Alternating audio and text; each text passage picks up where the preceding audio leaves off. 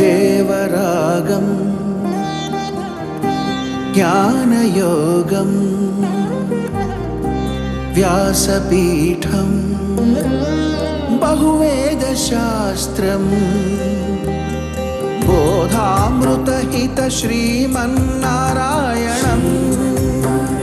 శివగౌరీ సంభాషిత సకల పురాణం అష్టాక్షరి పంచాక్షరి మంత్రావరణం అఖిల దేవతా సంస్తుతి పారాయణం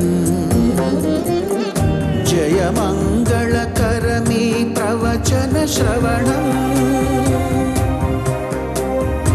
అనుదినము శుభము సుఖము జీవన గమనం దేవరాగం జ్ఞానయోగం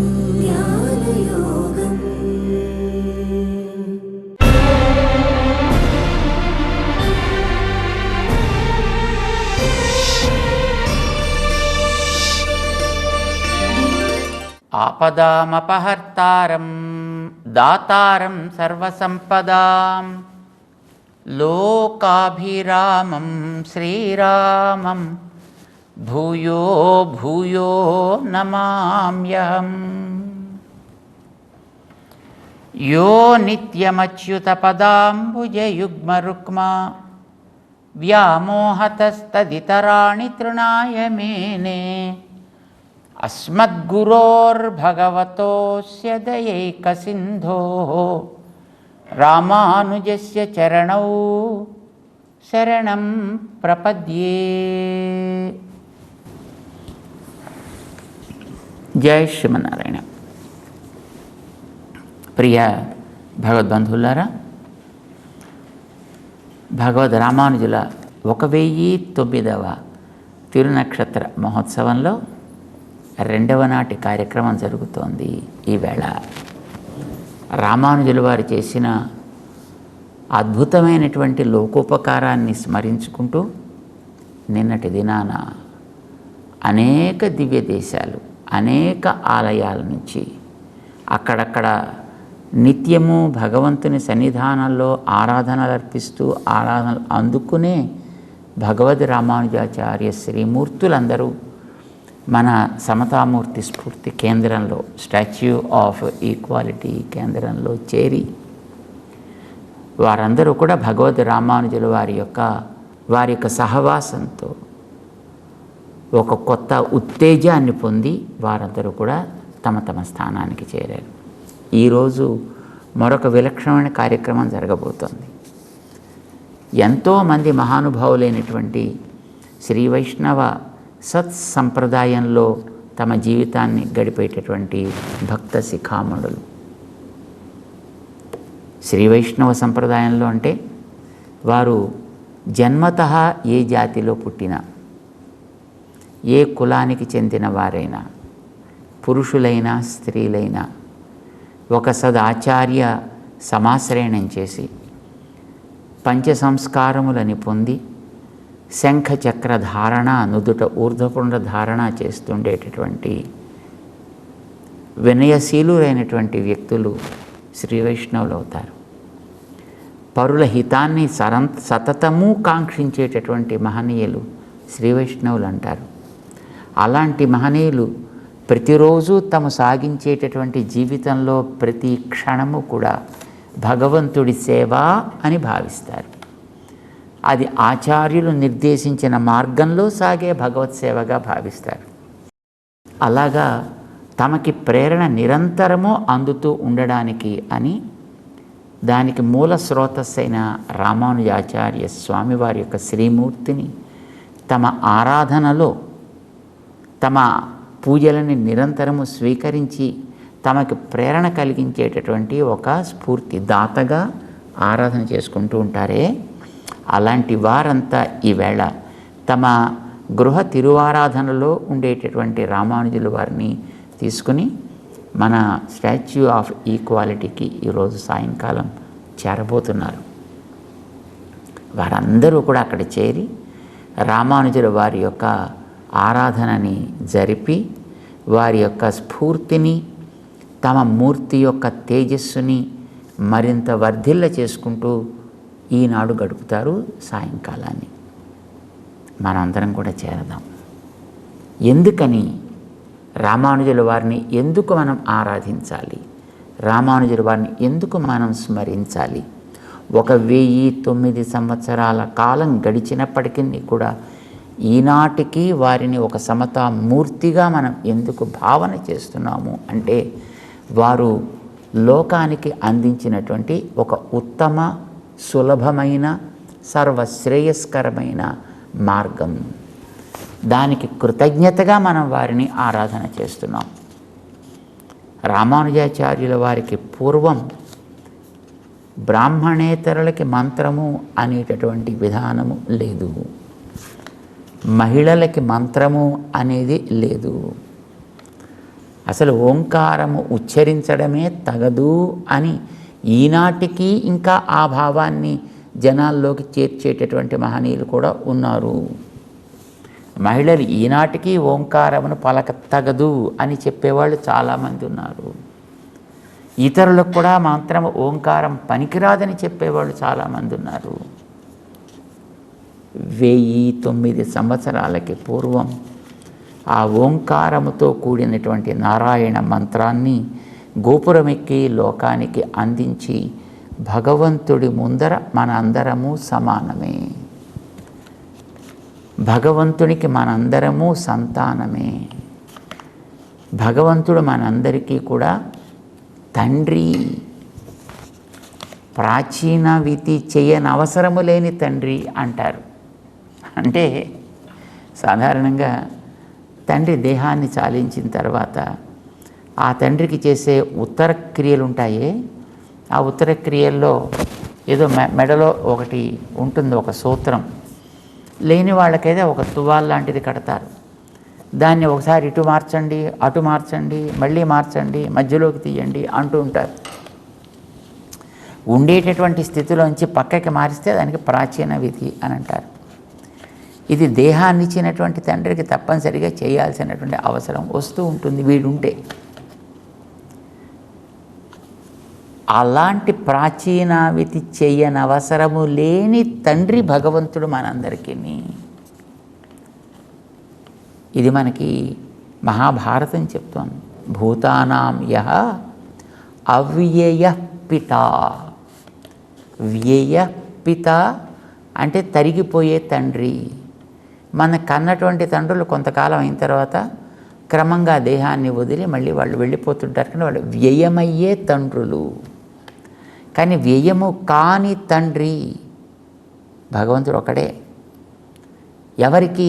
మనుషులకు ఒక్కళ్ళకే కాదు, దేవతలకు కూడా, జంతువులకు కూడా, మిగతా ఉండేటువంటి సమస్త భూతాలకి కూడా. కనుక భూతానాం యః అవ్యయ పిత అంటే మనకి విష్ణు సహస్రనామపు పూర్వపీఠికలో అనుసంధానం చేస్తూ అలాంటి తత్వం మనందరికీ ఎప్పుడూ ఉంటుంది అని చూపించి, అలాంటి తండ్రిని స్మరించడానికి నీకు అధికారం ఉంది, నీకు అధికారం లేదు అని చెప్పే అధికారం ఎవడికి ఉంటుంది? ప్రతి వాడు భగవంతుని స్మరించడానికి అర్హుడే. కనుక మంత్రానికి అనధికారం అనేది ఎవడికి లేదు. విష్ణు సహస్రనామ స్తోత్రంలో భీష్మ పితామహుడు ఆ స్తోత్రాన్ని లోకానికి అందిస్తూ, ఇందులో 1000 నామాలు నేను ఇవ్వబోతున్నానయ్యా, ఎవరి కోసం నేను ఇవన్నీ చెప్తున్నా అనే విషయాన్ని చెబుతూ, తాని వక్ష్యామి భూతయే. భూతయే భూతి కలిగిన ప్రతి వ్యక్తికి కూడా. భూతి అంటే ఉనికి, ఒక ఎగ్జిస్టెన్స్.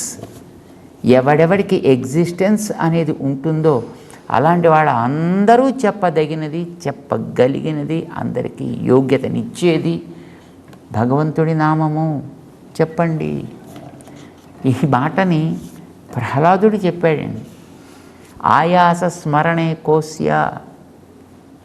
రాక్షస పిల్లల్ని కూర్చోబెట్టి చెప్పాడు ప్రహ్లాదుడు అని మనకి పరాశర మహర్షులు వారు చెప్పారు. మధ్యాహ్నం పూట బహుశా చిన్న బ్రేక్ తీసుకుని గురువుగారులు పాపం రెస్ట్ కోసం వెళ్ళారు, ఒక 10 నిమిషాల కోసం. ఆ మధ్యకాలంలో పిల్లలందరినీ కూర్చోబెట్టి ప్రహ్లాదుడు క్లాస్ తీసుకోవడం ప్రారంభించాడు. అందరినీ కూర్చోబెట్టి ఆయాస స్మరణే కోస్య, భగవంతుడి నామం తలవడానికి మనకి అలుపేమిటరా, అది మనకన్నా ఉపయోగం ఉండాలి కదా అన్నారు. స్మృతో యచ్చతి శోభనం, దీన్ని తలుచుకుంటే చాలు మనకి అన్ని రకాల శుభాలు కలిగిస్తుందర్రా. శుభాలు కలిగించవచ్చు, కానీ మనకి బోడని దోషాలు ఉంటాయి కదా, ఏం ప్రమాదం లేదర్రా. పాపక్షయశ్చ భవతి, ఈ నామస్మరణ చేతనే మనకు ఉండేటటువంటి దోషాలు అన్నీ తొలగిపోతాయి. దోషాలు తొలగుతాయి, శుభాలు చేకూరుతాయి, ఆయాసం లేనిటువంటిది. కనుక ఇంకా ఆలస్యం ఎందుకరా, స్మరతాం తం అహర్నిశం, రేయింబవళ్ళు హాయిగా నోరెత్తి హృదయం తెరిచి పాడండరా, పాడండి అంటాడనమాట. గురువుగారులు వచ్చేటప్పటికి వీళ్ళంతా ఓం నారాయణ నారాయణ నారాయణ నారాయణ పాడుతూ ఉంటారు. పాపం గురువుగారులకి పెద్ద పరేషాన్. ఇది ప్రహ్లాదుడు చెప్పాడు ఆ వేళ, భగవంతుడి నామానికి ఉండేటటువంటి ప్రభావం ఎవ్వరికి అందకుండా దూరంగా పెట్టి ఉండే ఆ రోజుల్లో దీన్ని అతి సామాన్యుడికి కూడా అందాలి అనే తపన చెంది దాన్ని లోకానికి అందించినటువంటి మహనీయులు భగవద్ రామానుజ ఆచార్య స్వామి. అందుకు ఈ మానవ జాతి అంతా కూడా వారికి ఎప్పటికీ కృతజ్ఞత కలిగి ఉండాలి. వారి విషయంలో వాడికి ఎప్పటికీ కృతజ్ఞులై ఉండాలి. మహానుభావులు వారు 1009 సంవత్సరాల క్రితం చేశారు. అయితే ఇలాగా వారు అందిస్తే ఇష్టం వచ్చినట్టు అందించేయడమేనా, ఎవరికి పడితే వాళ్ళకి అలా ఇచ్చేయడమేనా అంటే, ఇవ్వడానికి ముందర వీరికేమి అర్హత ఉంది అని అంటే ముందర తమ అర్హతని నిరూపించి చూపించాలి లోకానికి.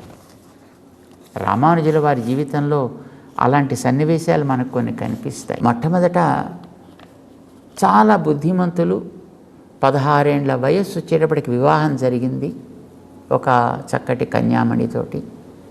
వివాహం జరిగిన కొద్ది కాలంలోనే పితృవియోగం ఏర్పడింది ఆయనకి. శ్రీపెరుంబుదూరులో ఉండలేక వారు అక్కడి నుంచి బయలుదేరి కాంచీపురానికి వచ్చి కుటుంబాన్ని కాంచీపురంలో అట్టెపెట్టి, అక్కడ పండితులు ఎవరున్నారు ఆ కాలంలో తనకు కావాలి. ఎందుకంటే ఈయన అప్పటికే వేదాంగ అధ్యయనం పూర్తయిపోయింది. ఎందుకంటే వీరు చిన్నప్పటి నుంచే ప్రారంభం చేసి వేదాన్ని సమూలంగా అధ్యయనం చేశారు. వేద అంగములను కూడా అధ్యయనం చేసే క్రమంలో వారు చేశారు. ఆ రోజుల్లో ఆ క్రమం ఉండేది.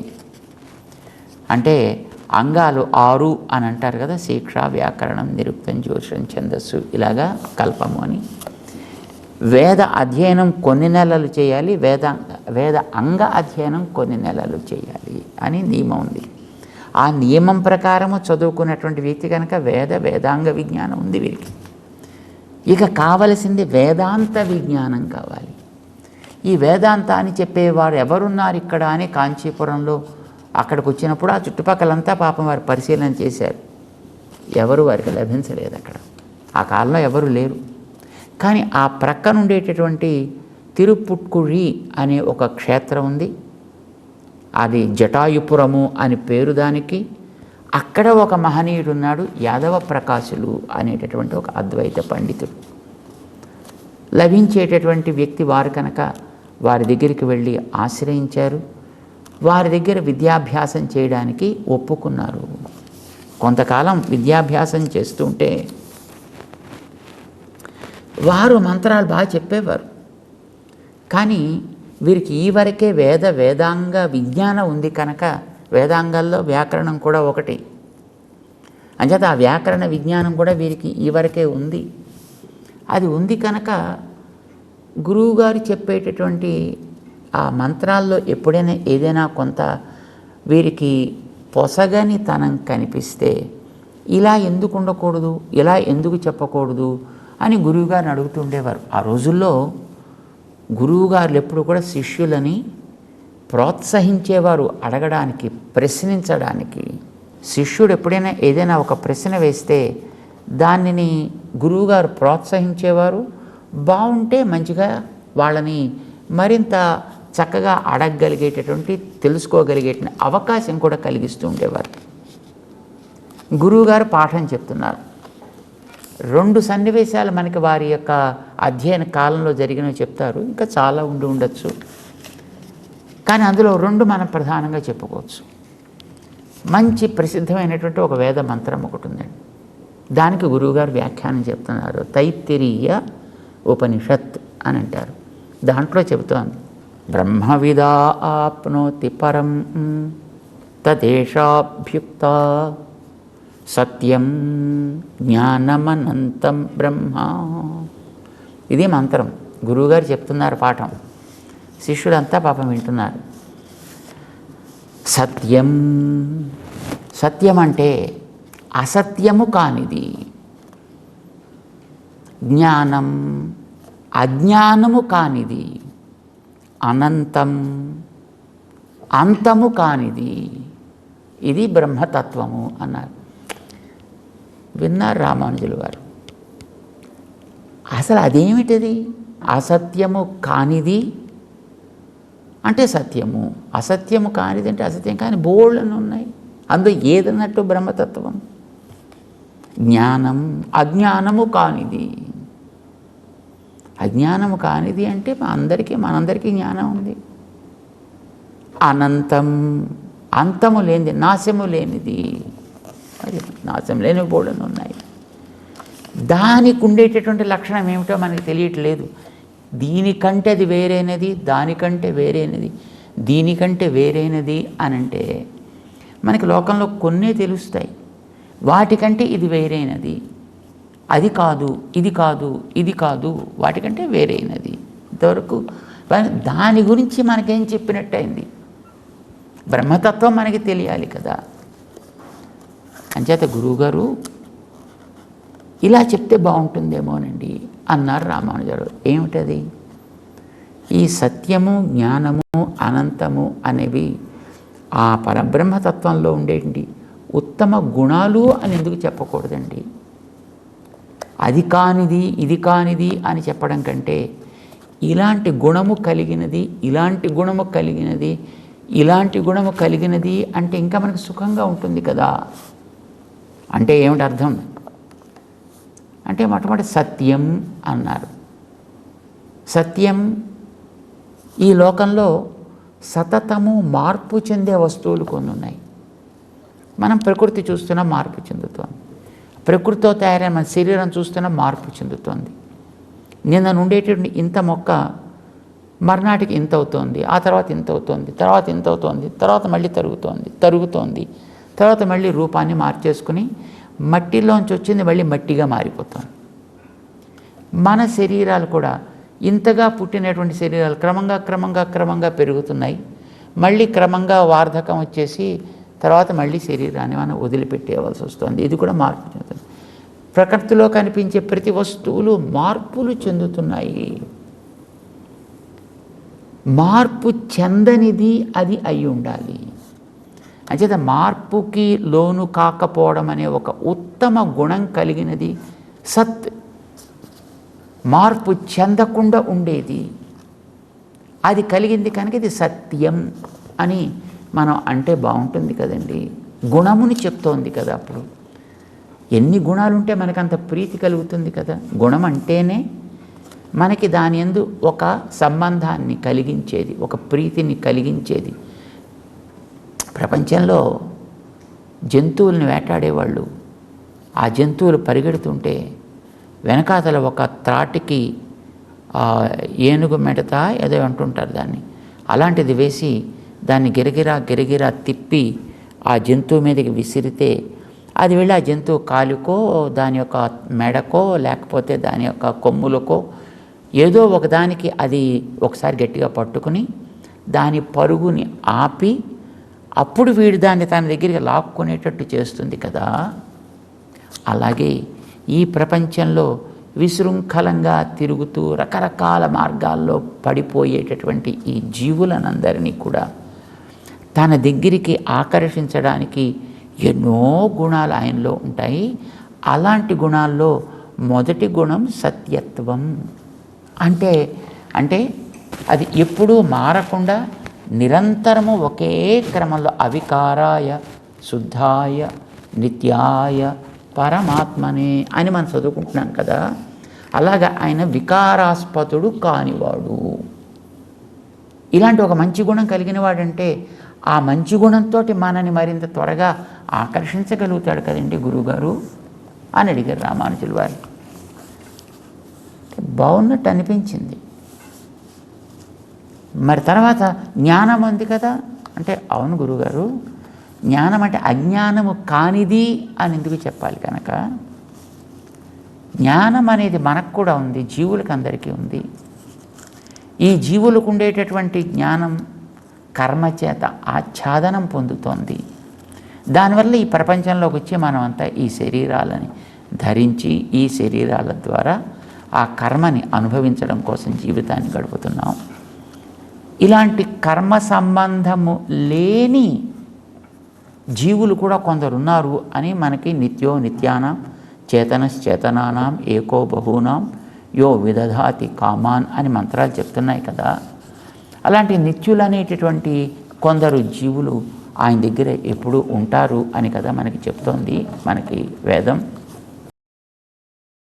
అలాంటి అల్పజ్ఞానం కలిగిన లేదు జ్ఞానానికి సంకోచం ఉండేటటువంటి జీవుల కంటే ఆయన విలక్షణమైనటువంటి తనకే యోగ్యమైనటువంటి జ్ఞానం కలవాడు అని చెప్తే బాగుంటుంది కదా గురువుగారు. జ్ఞానం అంటే మనకి వేదమే చెప్తుంది కదా, ఎస్ సర్వజ్ఞ సర్వవిత్ స్వాభావికి జ్ఞాన బల క్రియాచ అని మంత్రాలు చెప్తున్నాయి కదా. ఆయనకి సహజమైనటువంటి జ్ఞానం ఉంటుంది. ఎవడికో ఆధీనమైన జ్ఞానం కలవాడు కాడాయన.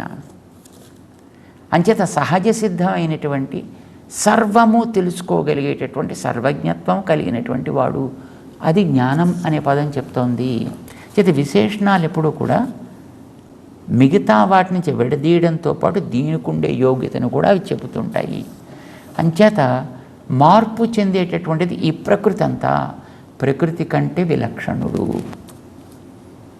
జ్ఞానం అనే పదం ద్వారా తాత్కాలిక జ్ఞానం అజ్ఞానం కలిగినటువంటి ఈ బద్ధ జీవుల కంటే మనలాంటి వాళ్ళకంటే, ఇందులోంచి ముక్తి పొందిపోయినటువంటి ఆ ముక్తుల కంటే, భగవదాయత్తమైనటువంటి జ్ఞానం కలిగిన నిత్యుల కంటే విలక్షణమైన సర్వజ్ఞత్వం కలిగిన వాడు అని అంటే ఆయనకి అంత గొప్ప జ్ఞానం ఉందని మనకు తెలుస్తుంది కదా గురువుగారు.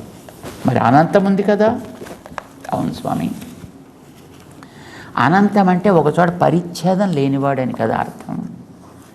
జీవుడు అణువు అని కదా, ఏషోణురాత్మ చేతసా వేదితవ్య అని జీవుడు అణువు అని చెప్తోంది కదా. ఇక్కడ ఉండేటటువంటి బద్ధులమైన మనం అణువులమే, అక్కడికి చేరినటువంటి ముక్తులు అణువులే, ఎప్పుడు అక్కడే ఉండే నిత్యులు కూడా అణువులే కదా. వాళ్ళకి ఒక అణువు అంటే ఒక చోట ఉంటే ఇక్కడ ఉంటే అక్కడ ఉండదు, ఇక్కడ ఉంటే అక్కడ ఉండదు కనుక వాడికి దేశ సంబంధమైన పరిమితులు ఉన్నాయి. అంతేకాదు కాలపరమైనటువంటి పరిమితులు కూడా ఉన్నాయి. దేశ కాల పరిమితులు లేని తత్వము, అలాంటి అంతము లేని తత్వము అనంతము అంటే సర్వవ్యాపి అని తెలుస్తుంది కదా గురువుగారు. ఇలా చెప్తే ఎలా ఉంటుంది? చాలా బాగుందని అనిపించింది గురువుగారికి. ఈ మూడు విశేషణాల కింద, వ్యవచ్ఛేదకాలు వ్యావర్తకాల కింద కాకుండా విశేషణాల కింద చెప్తే చాలా బాగుంది. మూడు అద్భుతమైనటువంటి యోగ్యతలు, ప్రకృతి కంటే విలక్షణుడు, జీవుల కంటే విలక్షణుడు, ఆయనకి సహజమైనటువంటి జ్ఞానము, సర్వవ్యాపిత్వము, సర్వశక్తిత్వము లాంటివి ఉన్నాయని చెప్పేటువంటి మంత్రాలకి సరిపోతుంది ఇది. పరా అస్య శక్తి వివిధైవ సూయతే, ఇతనికి ఉండే శక్తి చాలా గొప్పది ఇలా చెప్తున్న మంత్రాలతోటి ఇది కూడా చక్కటి సంవాదం కనిపిస్తోంది. అంటే వాటితోటి సమానమైనటువంటి పోలిక కనిపిస్తోంది. బాగుంది. గుణాల కింద గురువుగారు రామానుజులు చెప్పిన దాన్ని అంగీకరించగలిగారు. అంటే గురువుగారు చెప్పినటువంటి అర్థాలలో మరింత వన్నె తెచ్చి మరింత అందాన్ని చూపించి అప్పుడు చదువుకునేటువంటి రోజుల్లోనే గురువు గారికి కూడా మనస్సును దోచుకున్నంత ఆనందాన్ని కలిగించగలిగినటువంటి మహనీయులు రామానుజుల వారు. ఇలా తమ యొక్క ప్రభావాన్ని చూపించిన వ్యక్తులు కనుకనే వీరు చెప్పినది లోకం అంగీకరించ తగును అని తర్వాత వారి ద్వారానే లోకాన్ని అంగీకరింపచేసిన మహనీయులయ్యారు. అంటే గురువులకే వారు గురువు కాగలిగిన మహనీయులు అన్నమాట రామానుజాచార్యుల వారు. అందుకోసమని వారి యొక్క స్మరణ, వారి విషయంలో మనం కృతజ్ఞత కలిగి ఉండడం అనేటటువంటిది మానవత్వం హృదయం కలిగిన వ్యక్తులుగా మన కనీస ధర్మమని వారిని స్మరించుకునే 5 దినాల ఉత్సవంలో 2వ నాటి ఉత్సవాన్ని మనం ఈరోజు చేసుకోబోతున్నాం. రామానుజుల వారిని మనం అందరం కూడా చక్కగా చేర్చుకొని ఈనాటి సాయంకాలం ఆ సమతామూర్తి కేంద్రంలో అందరం కలిసి ఆరాధన చేసుకుని ఆనందిద్దాం. జై శ్రీమన్నారాయణ.